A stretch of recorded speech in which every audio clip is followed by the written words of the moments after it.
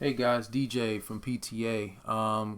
Going over a few stocks. We played a couple good things today. I played AERC. This was on the Discord as a late trade. I was thinking it was probably going to run. Actually, one of our traders, Trade King, announced it in the Discord that this might have been a late bloomer. Might be something that make a move later in the day. I want to go over that trade. I want to go over Agrx. So that's Agrx as well. I'm also going to go over Endp. That was a low float.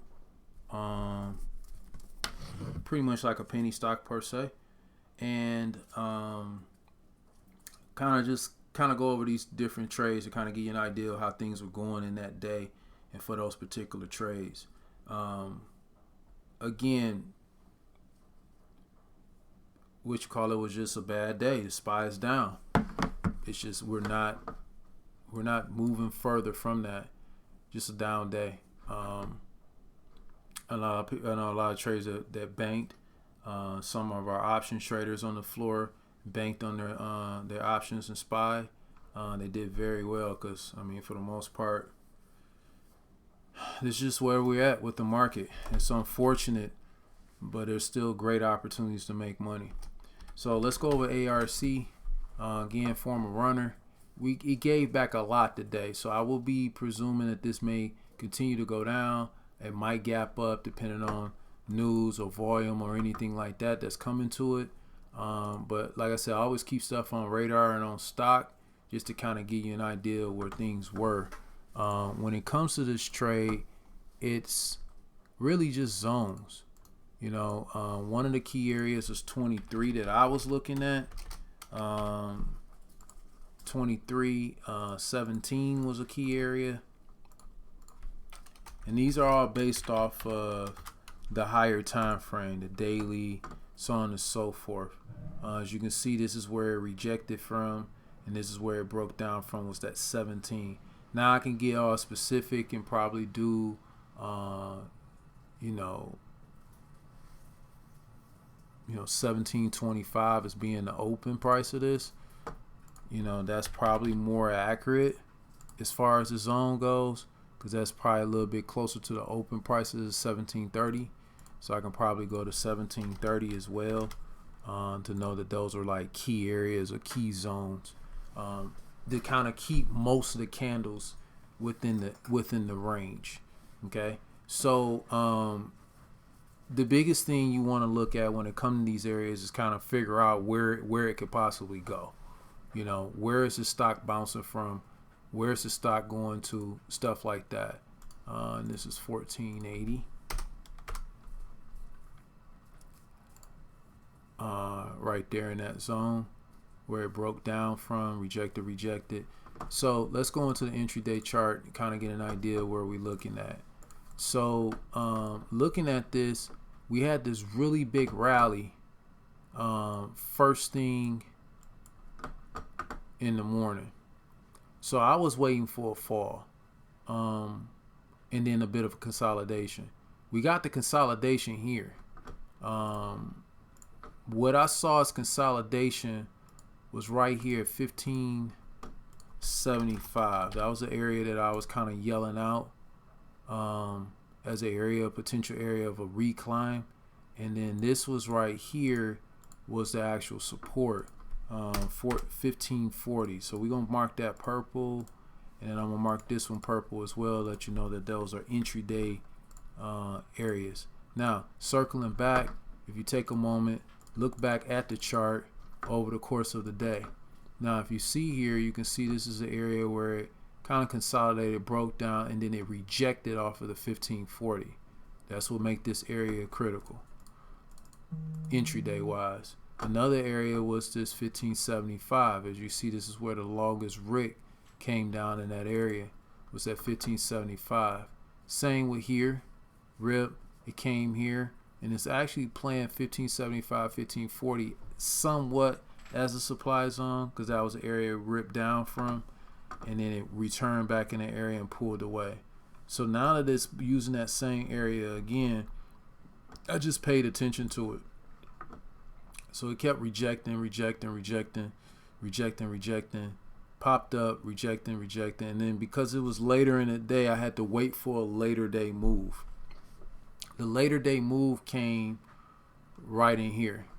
So let's go down to the 1 minute so you can kind of see this. And what happened is it kept doing this. It just kept bouncing.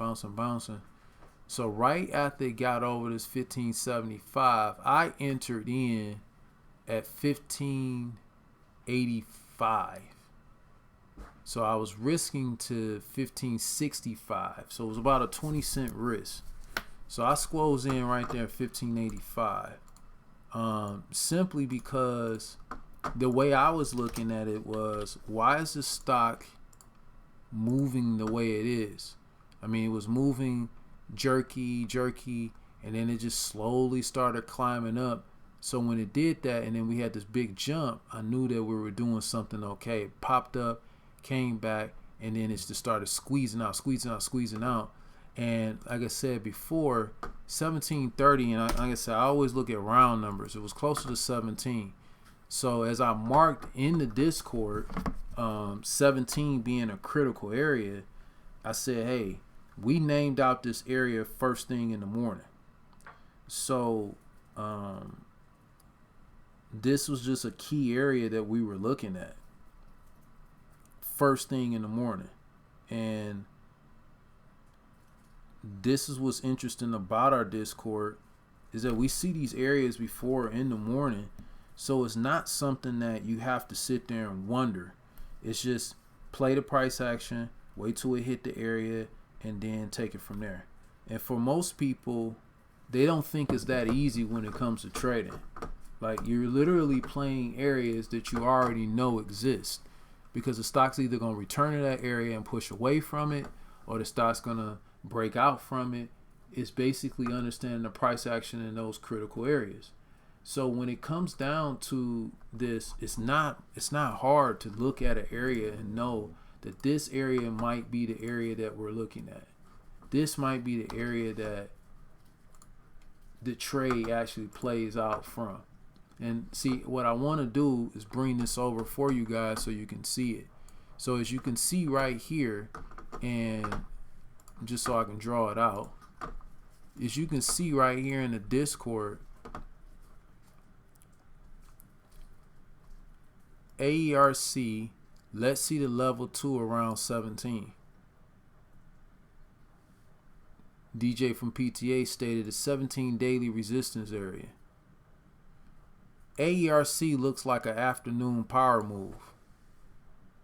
Sideways price action on Aerc today, but believe it should smooth out itself out later in the afternoon.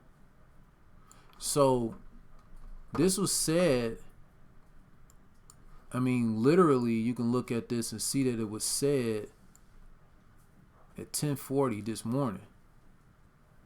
We stated this at 10:40 that this was going to be a afternoon play. Sure enough, it moved in the afternoon, 1:30. So once the stock moved and hit the 17 area, what will you do? You sell into profit. You sell into the area.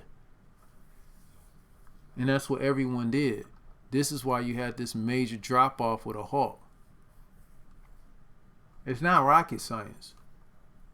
It's just playing the areas. So once you know where your areas are and you're confident in the trade, then you can load up. This was a key area, which was already stated to you. And this is why you need to be part of the Discord. And what I don't understand is when people message me and say, well, how did you know that? Just look at the Discord. This is why you take profit along the way. This is the reason why you play in key areas. This is the reason why you play off support and resistance. It's that simple. But you got to be able to read the chart. That's something that you'll learn from reading and going through the Discord. It's all right there. It's all right there for you to see. That was an easy play. Great win. Great clean play all the way around. Next stock I want to go over is Agrx. This was placed out into the Discord as well. So we go Agrx. Agrx was another play. Great start on the next day on June 28th. So let's look at that. Again, guys, I always draw my areas. So first thing I'm drawing, we see one area already there, which is previous month high. It pulled down. So because I don't see any major areas, I would have drew a line there. That would have been $4. Or if we leave it at 405 for now. It broke down from there, 315. And that's pretty much it. So from there, I'm really looking at this key area right here at 245, which is previous month high. That line's already drawn. So any other support for the day will be pretty much intraday support. I don't see, maybe right there might have been an area because it rejected, and then pulled away. So even then at $2, we'll use that as $2 as a threshold on that. So that's all my support and resistance from higher time frame. Now let's break this all the way down to an hour. Had this big swing, pull back, swing, broke right out into the 2 off of the hour. Let's go to the 5-minute. Looking at this gives you a different depiction. So honestly, the play was first thing in the morning. Why? Well, we had some support built here on that. And then looking at the 5-minute, we really had, it's probably more of a 15-minute move. Let's look at the chart.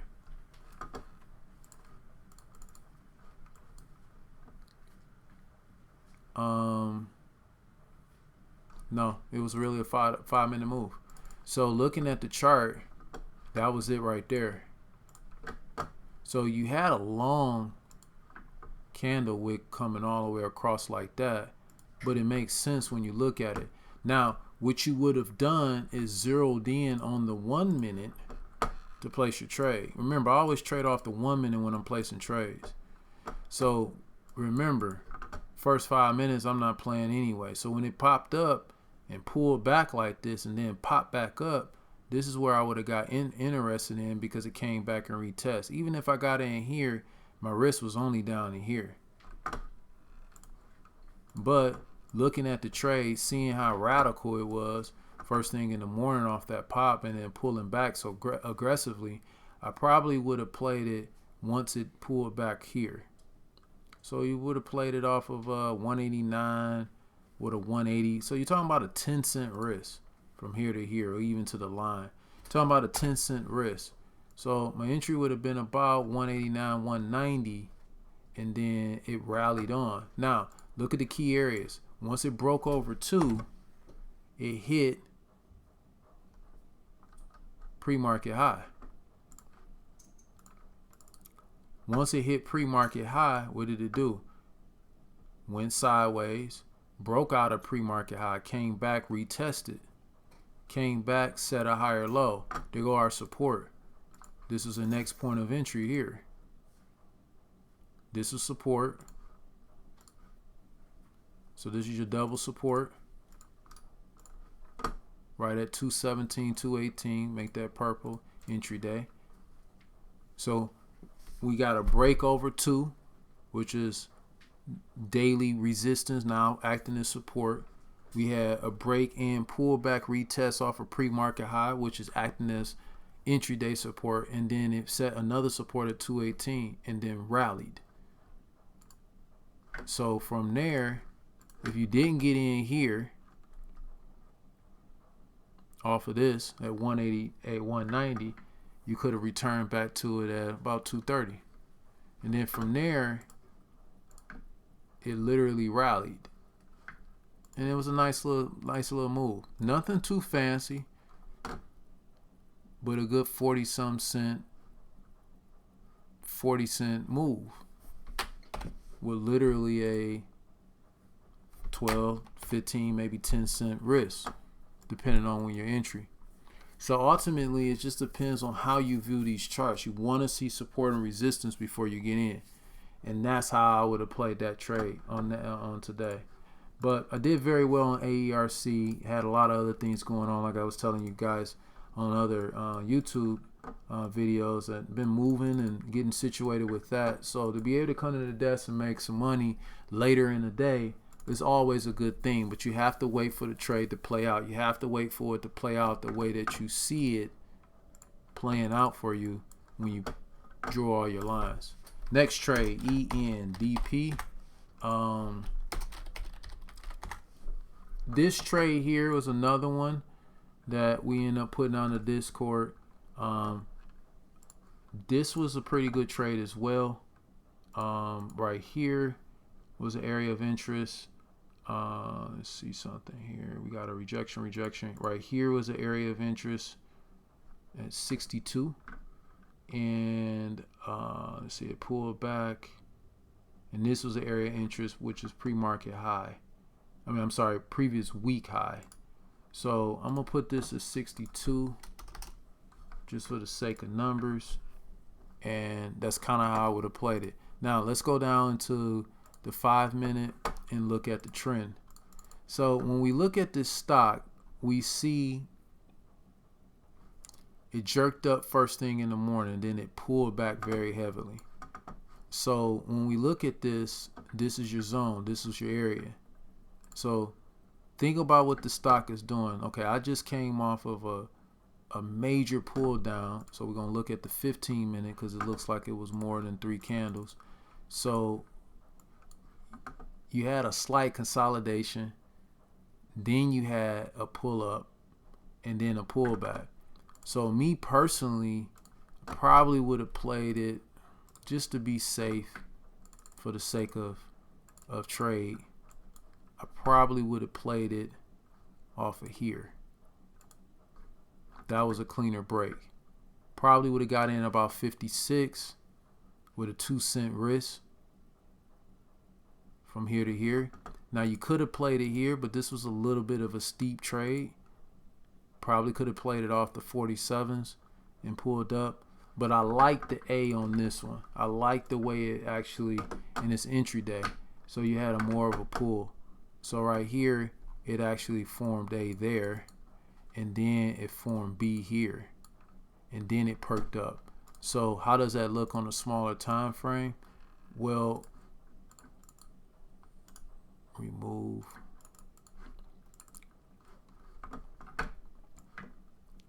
So when you had this full-time play, this was your area right there. Remember, this is entry day, so we're going to color that purple. And we just call it 54. As you can see, this is where it kind of rejected, pulled back up, and then it pushed away, and then it took off. So here was a good area because you had your support there. Let's see something here.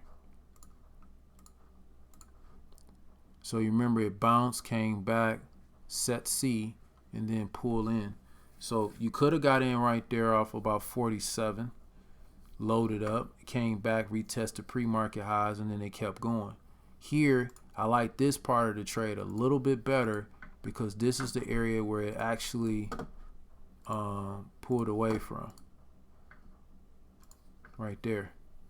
So about 56, 57, I would say 56 whole with a risk to 54, which is about 2 cents. And then, of course, it rallied on for a 23, it went to 82, so 25 cent gain. With a 2 cent risk, if you got 20 cents, that's a 10 to 1. That's a perfect trade. So, guys, that's not about necessarily the dollar amount. What I like clients that trade with me or trade with us to understand, and all the other members out there, is that it's not about the trade. I think, oh, I got $2-3 a trade. It's the R&R. It's the risk to reward. If I can risk 2 cents to make 20 cents, good risk to reward. If I can risk $2 and make $20, good risk to reward. So you're looking for risk to reward. If you're doing 2 to 4, that's okay. You're doing $2 to $6, that's better. $2 to $8, that's great. When you're doing 4 to 1s and 10 to 1s, those are fabulous trades. So you don't need to necessarily, place a trade where it's got to move $2-3. It's really risk to reward. So if I can risk 2 cents, make 20 cents, that's a good trade. Because that 2-cent risk, depending on my account, it might be $1,000, $2,000 that I'm willing to risk in that trade. But now I can make $40,000 in that trade with the same type of movement. So it's just something to think about when you're playing trades and you're looking at your risk to reward, what actually makes sense as far as the trade goes. All right, guys, hope this helped out. If you have any questions, concerns, leave it in the comment section. Be sure to respond back to them.